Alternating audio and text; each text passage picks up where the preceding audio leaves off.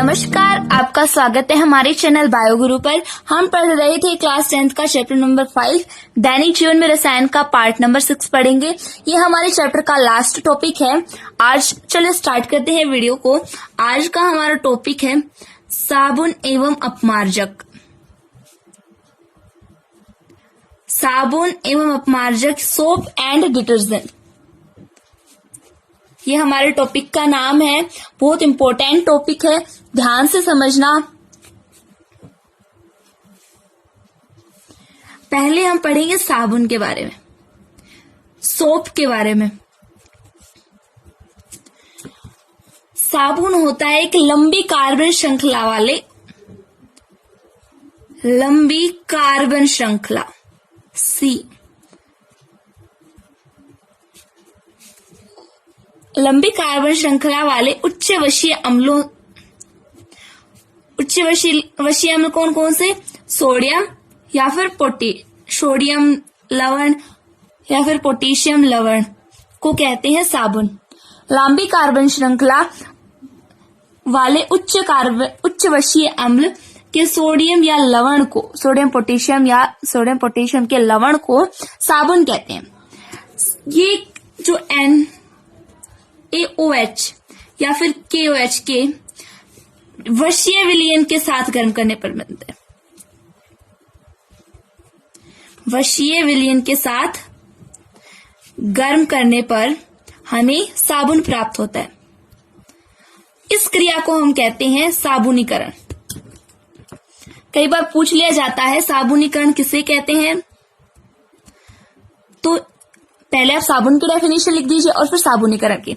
लंबी कार्बन श्रृंखला वाले उच्च वशीय अम्ल के सोडियम या पोटेशियम लवण को साबुन कहते हैं। ये वशाम्लों के NaOH सोडियम हाइड्रोक्साइड और पोटेशियम हाइड्रोक्साइड के वशीय विलयन के साथ गर्म करने पर साबुन प्राप्त होता है, साबुन बनाया जाता है। इस क्रिया को साबुनीकरण कहते हैं।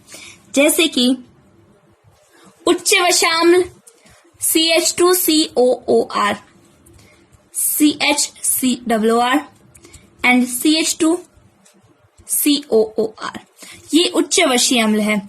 इसकी क्रिया हम या तो NaOH से करवा देते हैं या KOH से।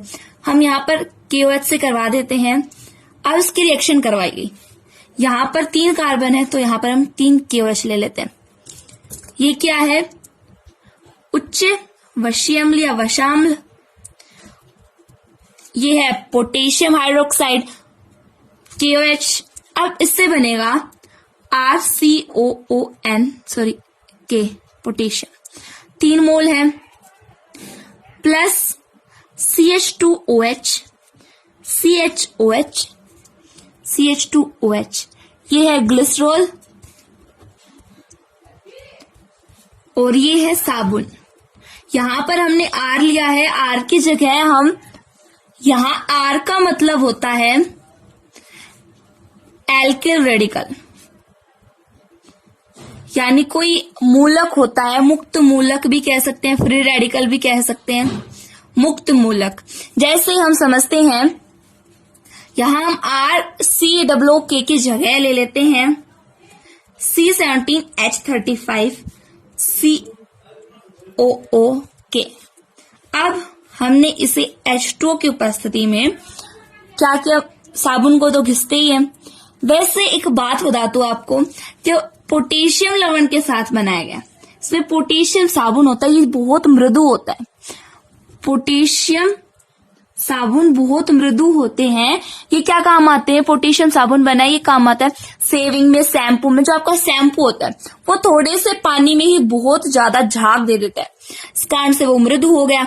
मृदु साबुन के लिए पोटेशियम, और जो मृदु नहीं होते हैं जैसे सोडियम, यहाँ पे हम सोडियम भी ले सकते हैं। यहाँ पे सोडियम लेके बता देती हूँ। इसे इसके साथ गर्म किया तो बन गया, यहाँ पे ये पार्ट नेगेटिव है और Na होता है, ये पॉजिटिव होता है, और ये आयनन हो जाएगा, अलग अलग हो जाएंगे। तो C17H35 COO negative plus Na positive. इसके जो ये आवेश है इस पर हम एक गोला लगा देते हैं जिससे बेटर रहता है। ये करना ज्यादा अच्छा रहता है। एग्जामिनर का इस पर बहुत इफेक्ट पड़ता है। ये हो गया सोप और ये इसमें टूट गया। यहाँ पे जो COO नेगेटिव है ये, और जो C17H35 ये एक लंबी श्रृंखला है कार्बन की, और जो COO नेगेटिव है ये हेड है और ये पीछे का भाग टेल पूंछ, और ये भाग हेड है। जो हेड भाग होता है वो भाग होता है हाइड्रोफिलिक। हाइड्रोफिलिक किसे कहते हैं? जल स्नेही को। जल स्नेही मतलब जल के साथ क्रिया करता है। और जो टेल है वो है हाइड्रोफोबिक। हाइड्रोफोबिक जल विरोधी होता है, जल के साथ नहीं जुड़ता है। यहाँ पे हमें जो साबुनीकरण क्रिया से साबुन प्राप्त हुआ था, इसे ग्लिसरॉल में से अलग करने के लिए हमें NaCl मिलाना पड़ता है, सोडियम क्लोराइड मिलाना पड़ता है, साधारण नमक मिलाना पड़ता है। केवल उच्च वशाम्लों के सोडियम या पोटेशियम लवण से बने साबुन जल में विलय होते हैं। और जो पोटेशियम बताया था हमने आपको, ये अधिक मृदु होता है, इससे बने साबुन जो मृदा में जल्दी से जहाग दे देते हैं। इन्हें किसमें यूज करते हैं? सेविंग और शैम्पू में। यहाँ पर जो COO नेगेटिव है कार्बोक्सिलिक ग्रुप है, ये कार्बोक्सिलिक समूह है, जल स्नेही हाइड्रोफिलिक है। और जो ये हाइड्रोकार्बन श्रृंखला है, हाइड्रोकार्बन चैन है C17H35 ये इसे टैल कहते हैं, पूछ कहते हैं, जो जल विरोधी हाइड्रोफोबिक भाग होता है। यहाँ पर जो ऋणायन प्राप्त हुआ, साबुन को हमने H2O जल में विलय कर दिया, जिससे ये भाग ऋणायन प्राप्त हो, और ये धनायन। हम पहले ऋणायन की संरचना देखते हैं। धनायन की तो कोई स्ट्रक्चर है ही नहीं। ऋणायन की संरचना, ऋणायन की संरचना में जो हाइड्रोकार्बन श्रृंखला है, टेल भाग है, हाइड्रोफोबिक है, ये इस प्रकार से होता है।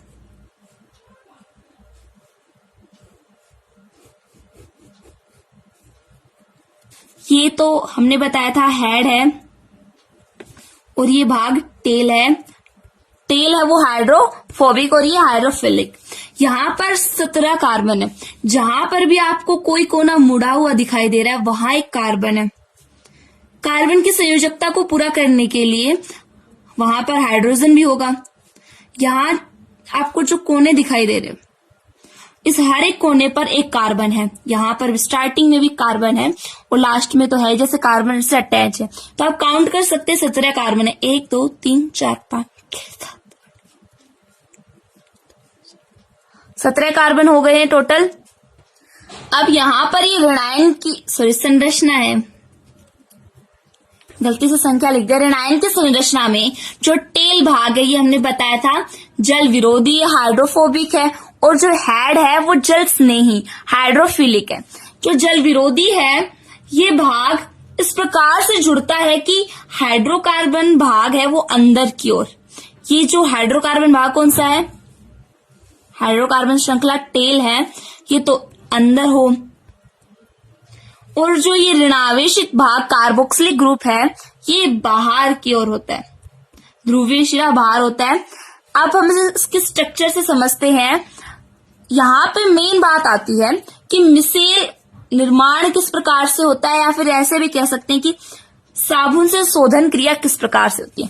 यहाँ पे जो यहाँ से मैं बता रही हूं, ये साबुन के शोधन की विधि चलती आ रही है। आगे भी अब हम मिसेल की संरचना पढ़ते हैं। और जो ये C17H35 COO नेगेटिव यानी ऋणायन जो भाग है, ऋणावेश भाग है, इसे कहते हैं सिट्रेट आयन। क्या कहते हैं? Citrate ion.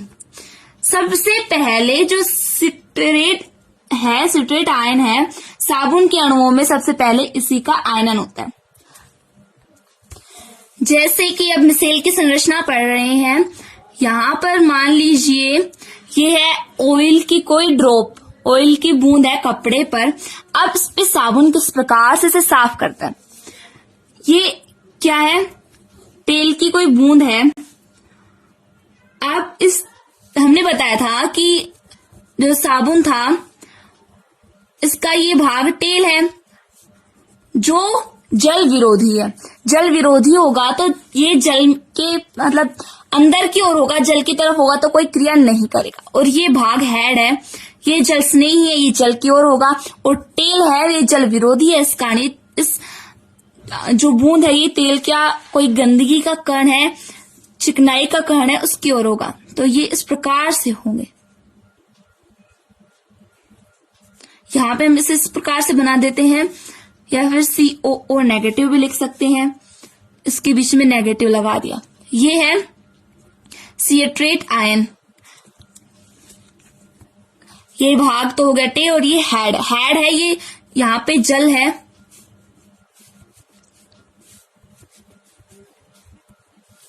और ये चिकनाई का कण, चिकनाई के कण की तरफ है टेल जो जल विरोधी है।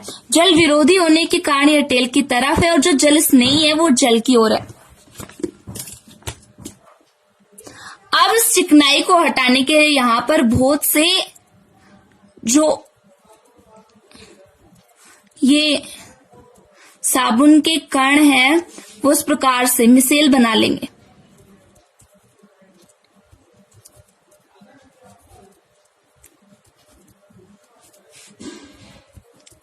अब जो जल विरोधी भाग टेल है वो क्या करेगा, इस चिकनाई को अपने अंदर घोल लेगा और ये चला जाएगा जल स्नेही भाग में।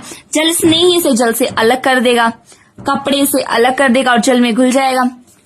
क्या हुआ, एक बार फिर से देखिए, जो चिकनाई है वो जल में अगर विलय होती तो ये इस पर लगती नहीं, हमें साफ करने के लिए साबुन की जरूरत नहीं होती।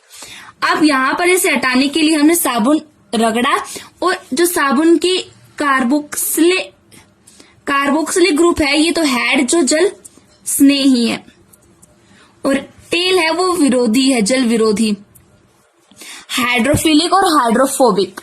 यहाँ पे अब हाइड्रोफोबिक भाग है, जो टेल है वो चिकनाई के कण के चारों तरफ इस प्रकार लग जाएंगे, और जल स्नेही भाग है इसका हेड वो इसके सिरे पर होगा। यहाँ पे इस प्रकार से स्ट्रक्चर इनके चारों ओर जुड़ गई। अब जो जल विरोधी भाग है टेल है, हाइड्रोफोबिक है, वो इस चिकनाई के कण को अपने अंदर घोल लेगा, क्योंकि ये जल के अंदर तो घुलेगा नहीं क्योंकि जल विरोधी भाग है। और जो ये कार्बोक्सिलिक ग्रुप है, कार्बोक्सिलिक समूह है, ये जल स्नेही है, ये इस चिकनाई को टेल हटा लेता है और जल स्नेही है, जल के अंदर घुल जाता है। इस कारण से जब इस साबुन के जो कण बनाई मिसेल की संरचना है, अब इसे हम पानी में घोलेंगे या इस पर पानी डाल देंगे तो ये चिकनाई है, ये गंदगी है, ये हट जाएगी। इस कारण से कपड़े को पानी में रगड़ने से या उसमें धोने से जो चिकनाई के कण होते हैं, जो तेल की बूंदें होती हैं, वो हट जाती हैं। यहां तक हो गया साबुन की, जो हमने साबुन के बारे में पढ़ लिया, और ये हो गई मिसेल संरचना, साबुन की शोधन क्रिया, जैसे पाइसी कारक की क्रियाविधि भी कहते हैं। नेक्स्ट हमारा आता है अपमार्जक। अपमार्जक को इंग्लिश में क्या कहते हैं, डिटर्जेंट। जो अपमार्जक है ये एक लैटिन भाषा का शब्द है। डिटर्जेंट एक लैटिन भाषा का शब्द है। डिटर्जेंट का मीन्स होता है, मतलब होता है टू वाइप क्लीन। क्या होता है, टू वाइप क्लीन, यानी स्वच्छ या साफ करने वाला। डिटर्जेंट लैटिन भाषा का शब्द है जिसका मतलब होता है टू वाइप क्लीन, यानी स्वच्छ करने वाला। अपमार्जक डिटर्जेंट है, ये साबुन जैसे ही होते हैं। अपमार्जक और साबुन में ये अंतर होता है कि जो अपमार्जक होते हैं ये कठोर जल में विलय होते हैं, मृदु जल में अविलय होते हैं, और जो साबुन है ये मृदु और कठोर दोनों जल में विलय है, घुलनशील है।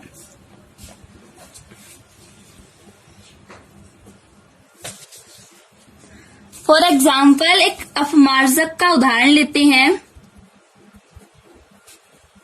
जैसे ROSO3 नेगेटिव, ये बॉन्ड है, यानी बंद है, Na पॉजिटिव। इसे कहेंगे हम सोडियम एल्किल सल्फेट। यहां पे ये सोडियम, ये एल्किल रेडिकल या कोई एल्किल मूलक है और SO3 नेगेटिव है, ये सल्फेट, सोडियम एल्किल सल्फेट।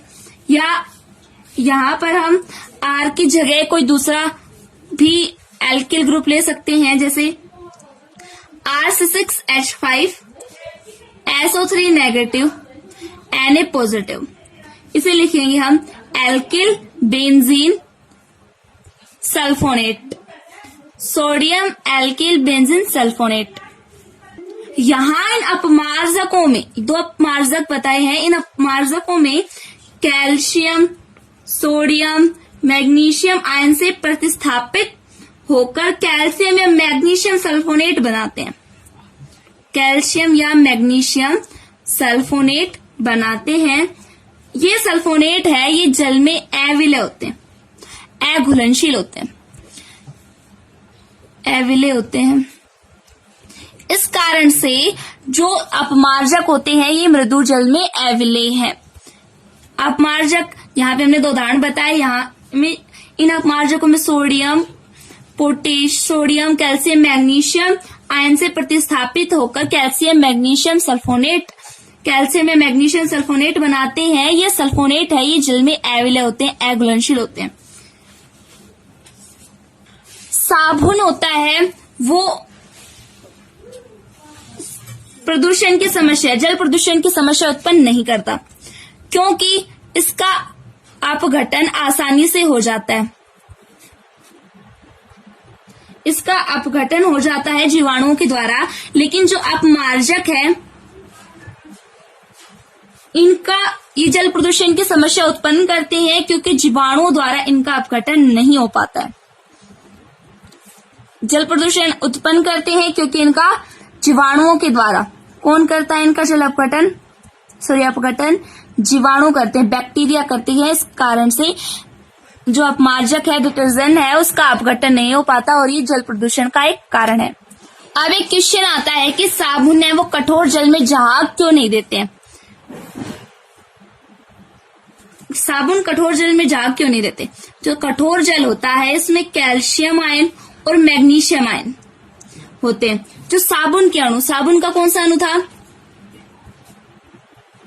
यहाँ पे हमने बताया था कि जो पोटेशियम है वो, यानी जो पोटेशियम साबुन है वो अधिक मृदु है, जो शेविंग और शैम्पू में काम आते हैं।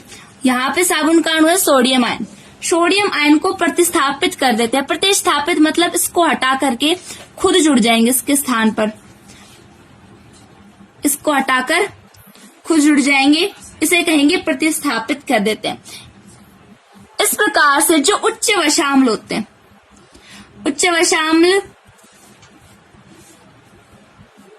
वसा अम्लों के जो कैल्शियम और मैग्नीशियम लवण बन जाते हैं, कैल्शियम या मैग्नीशियम लवण बन जाते हैं। यहाँ पे हमने देखा था कि जो उच्च वशाम्ल है, यहाँ पे इसके साथ Na या KOH, सोडियम हाइड्रोक्साइड या पोटेशियम हाइड्रोक्साइड जुड़ रहा था। लेकिन यहाँ पर क्या हो गया, उच्च वशाम्लों के कैल्शियम या मैग्नीशियम, यहाँ पर कैल्शियम या मैग्नीशियम आयन आ जाएंगे और ये लवण बना लेंगे। कैल्शियम और मैग्नीशियम लवण बना लिए गए। हमने बताया था कि कैल्शियम और मैग्नीशियम लवण है ये कठोर जल में होते हैं और इन्होंने क्या बना लिया, कैल्शियम और मैग्नीशियम लवण ये जल में अविलय होते हैं, अघुलनशील होते हैं। इस कारण से सफाई, जो कठोर जल होता है उसमें साबुन जहाग नहीं देता है। क्यों नहीं देता? जो कठोर जल है उसमें कैल्शियम और मैग्नीशियम आयन होते हैं, जो साबुन के अणु Na पॉजिटिव आयन को प्रतिस्थापित कर देते हैं। इस प्रकार से जो उच्च वशीय अम्ल के कैल्शियम और मैग्नीशियम लवण बन जाते हैं, ये लवण है जल में अविलय होते हैं और इसके कारण सफाई नहीं हो पाती है कपड़े की। इस कारण से कठोर जल में जहाग नहीं आते। आशा करती हूँ कि आपको वीडियो समझ में आया होगा। अगर आपको हमारा वीडियो अच्छा लगा हो तो चैनल को सब्सक्राइब, वीडियो को लाइक और शेयर जरूर करें। धन्यवाद।